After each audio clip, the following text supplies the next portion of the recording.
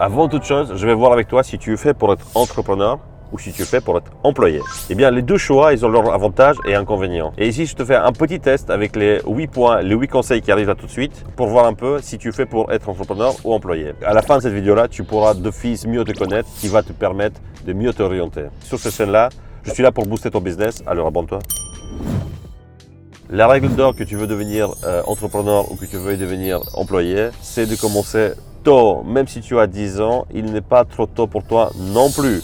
Même si tu ne sais pas si tu veux devenir employé ou entrepreneur, il est grandement temps de découvrir le monde professionnel dès que tu peux. À 16 ans, par exemple, tu peux déjà commencer avec un job d'étudiant, c'est tout à fait légal. Ou si tu veux commencer plus tôt, et je conseille de commencer plus tôt, c'est de commencer à aider un membre de ta famille qui est déjà dans une activité professionnelle, entrepreneuriale ou pas entrepreneuriale, pour comprendre en quoi consiste leur travail aussi. Ça va être une super expérience professionnelle pour toi et je te le conseille vivement. Premier conseil. Pour découvrir si tu es fait pour être employé et pour quel métier, je te conseille de commencer par un job d'étudiant. Mais enfin, oui, c'est tout à fait logique. Et il est certain que tu ne saches pas vraiment dans quel domaine tu veux travailler, d'où la raison de faire un job d'étudiant dans plusieurs secteurs. Tu peux faire d'abord par l'ORECA, donc hôtel, restaurant, café. Tu peux essayer de travailler dans un bureau via ta maman ou ton papa. Tu peux essayer de travailler dans une boulangerie ou tout commerce de proximité. Et même tu peux trouver du travail à l'usine, pourquoi pas. N'oublie pas les services des agences d'intérim. En fait, ce sont des agences qui t'aident énormément à te mettre en contact avec ton futur employeur. Et t'inquiète même pas, en fait, ces agences-là, ils sont rémunérés par les employeurs. Et du coup, ils ont tout intérêt à placer un chouette élément dans une chouette boîte et que ça plaise à tout le monde, aussi bien à toi que à l'employeur. Alors n'hésite pas à franchir leurs portes et pose la question pour trouver un job d'étudiant de tes rêves. Et qui sait, tu risques d'avoir un chouette contact qui va peut-être aboutir vers un super boulot. Deuxième conseil. Bien, pour prendre goût au travail et comprendre pour quel travail tu es fait, je te conseille de demander à ton papa et ta maman de faire un stage dans leur société ou dans leur entreprise. Donc le conseil ici est en rapport avec un stage d'entreprise. Peu importe le job qu'on te proposera, peu importe l'endroit où on te le propose, le plus important est de faire un travail qui sera utile à cette société.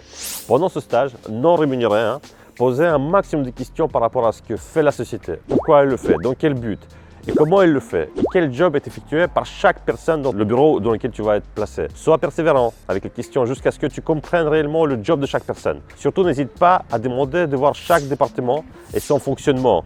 Qui rapporte à qui, dans quel but, pourquoi est-ce qu'on fait ça de cette manière-là. Que ce soit de la production, de l'atelier, de l'usine, au centre de recherche. Tu peux même demander d'aller voir d'autres sièges de la société, voire même des sièges à l'étranger. Et en posant cette question-là, tu montreras de l'intérêt pour la société et ceci fait toujours plaisir au patron et le retour est souvent, mais vraiment souvent positif pour que tu puisses vraiment aller à l'étranger et voir la société, comment elle fonctionne à l'étranger.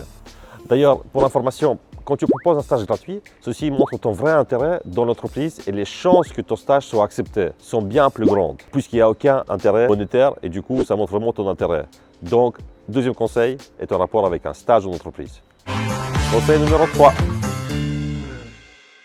Troisième conseil, c'est par rapport au métier. En sortant de l'école, le plus grand problème est que tu ne connaisses pas le monde du travail. Et en plus, tu ne sais pas ce que te plaît réellement à toi parce que tu n'as encore rien essayé auparavant. Et il n'existe qu'une seule manière pour avancer sur ces deux points-là.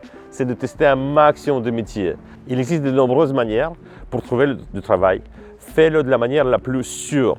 Fais un tour de commerce de ton quartier et demande au responsable s'il cherche un collaborateur. Le fait de le faire de cette manière-là a de nombreux avantages. Le plus important est que le patron pourrait t'interviewer sur le champ, directement lors de ton passage. Et ainsi, il ne perdra pas du temps à envoyer des emails, à fixer des dates, à recevoir des coups de fil inutiles. C'est direct, rapide et précis.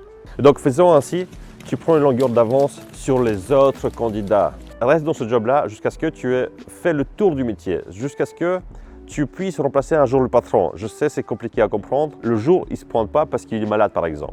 En fonction du métier, ça risque de prendre un peu plus de temps ou moins de temps. Ça risque de prendre entre 1 mois et 2 ans. Donc, ne sois pas pressé. Apprends le métier comme si tu devais remplacer le patron un jour. Quand tu te sentiras prêt à remplacer le patron, pose-toi la question si ce métier-là te plaît et te passionne.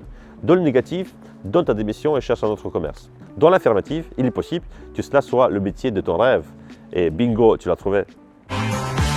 Quatrième conseil, le dernier et le plus important. Alors, le quatrième conseil, c'est par rapport à des salons d'orientation. Il existe beaucoup de salons d'orientation qui sont tout à fait gratuits. À Bruxelles, c'est un salon qui s'appelle le CIEP. L'avantage de retrouver toutes les écoles supérieures en un seul endroit, c'est ça le but de ces salons-là. Et alors, De cette manière-là, tu peux poser toutes les questions par rapport au futur métier que tu es potentiellement intéressé. De cette manière-là, en un jour, tu ne perds pas plus qu'un jour, tu pourras faire le tour des professions qui existent et avoir un premier contact avec les responsables des écoles et prendre la température du sérieux. Là, je trouve c'est un point important. Car rien n'est plus grave que de perdre du temps au banc de l'école qui ne te forme pas vraiment au métier que tu recherches ou ne propose pas le sérieux par rapport à ce que tu recherches et qui vise des objectifs parfois différents de la vraie formation de ces étudiants. Donc attention à ça. Conseil numéro 4, va dans les salons d'orientation et renseigne-toi par rapport à tous les métiers qui existent et prends la température du sérieux de l'école. Avant de passer au conseil lié à ton âme d'entrepreneur, voici donc mon dernier conseil pour savoir dans quel métier tu dois t'orienter. Parmi les conseils que je viens de donner, tu ne dois pas choisir un seul, mais tu dois les essayer tous. En les essayant tous, il y aura au moins un conseil qui fonctionnera d'office. C'est quoi le métier d'entrepreneur? Eh bien, l'entrepreneur est un métier où la personne doit maîtriser plusieurs compétences professionnelles à la fois et qui ne sont pas tout à fait relatives au métier proprement parlé. Par exemple, le boulanger, il doit savoir ça aussi, mis à part cuire le pain. Je m'explique. Voici la liste des compétences que l'entrepreneur doit maîtriser, mis à part le métier. Il doit pouvoir enfin vendre. C'est quoi vendre? Il doit donner envie à un client d'acheter ce qu'il vend. Ça a l'air un peu bête et simple, mais je t'invite toi, même si tu es très jeune, de faire l'exercice simple suivant. C'est de vendre un bic ou une calculette à ta mamie ou à ton papy. Si tu n'y arrives pas à leur vendre, imagine comment cela peut être compliqué de vendre à un inconnu qui n'a pas vraiment besoin de ce produit-là. Deuxième chose que tu dois savoir, connaître les bases comptables financières. Tu dois savoir c'est quoi un chiffre d'affaires, c'est quoi une facture, comment la faire, c'est quoi une note de crédit, comment la préparer, comment calculer les résultats financiers de ton entreprise et qu'est-ce que la société te rapporte sur base d'un mois ou d'une année. Si tu n'as pas compris ce que je viens de dire par rapport à la facture chiffre d'affaires, je t'invite à aller vite sur Google qui va répondre à ces questions-là. Le point suivant que tu dois maîtriser, c'est que tu dois être aussi un peu juriste pour pouvoir lire les conditions générales et penser à plein de détails ultra importants afin d'envoyer la bonne facture au client. Tu dois pouvoir négocier avec tes fournisseurs et tes clients afin d'avoir des meilleures conditions de vente ou de rachat de matériaux que tu achètes chez eux. Et également négocier les délais de paiement et les termes de paiement et les remises professionnelles. Tout ça, tu peux demander à Google c'est quoi. Tu dois aussi maîtriser le sujet de marketing. Tu dois maîtriser le marché où tu opères pour être certain que ton produit ou service que tu vends est celui qu'il faut au client. Tu ne vas pas vendre quelque chose que le client n'a pas besoin. Le point suivant que tu dois maîtriser en tant qu'entrepreneur, ce sont les ressources humaines. Tôt ou tard, tu devras recruter une personne et tu devras pouvoir le former et bien le motiver. Il vaut mieux bien faire cela dans les règles de l'art afin de ne pas se retrouver avec une personne qui quitte ton entreprise après y être resté que 3 mois. Et imagine un peu le temps et investissement que tu as passé à le former et enfin il décide de partir. Cette liste est tout à fait succincte et loin d'être complète. Mais le message, je pense, est très clair. J'espère que ma définition de ce métier-là de l'entrepreneur a pu élargir ta compréhension de l'entrepreneuriat. Si ce n'est pas le cas et si tu veux être certain que tu fais pour l'entrepreneuriat, voici les 4 conseils que tu dois suivre pour mieux cerner tes compétences entrepreneuriales. Conseil numéro 1. Trouve dans ton entourage familial un membre qui a un business. Contacte-le. Fais-lui part de ton souhait de devenir entrepreneur. Et si tu pouvais le suivre dans son activité de tous les jours, et ce d'une durée non définie et non rémunérée, afin de pouvoir lui rendre l'appareil. Je suis certain et sûr qu'avec un tel discours, ce membre ne pourra pas dire non. Pendant cette collaboration, tu pourras voir le métier de l'entrepreneur de l'intérieur, avec ses moments de joie, avec ses moments de peine, avec ses moments de challenge. Et tu pourras certainement voir plus clair si l'entrepreneuriat, c'est pour toi. Conseil numéro 2, commence ton propre business sans aucun investissement et savoir-faire. Si, c'est possible. Écoute bien, commence par vendre du thé ou du café à la fête du village, ou du jus à la brocante, ou juste dans une rue avec trafic.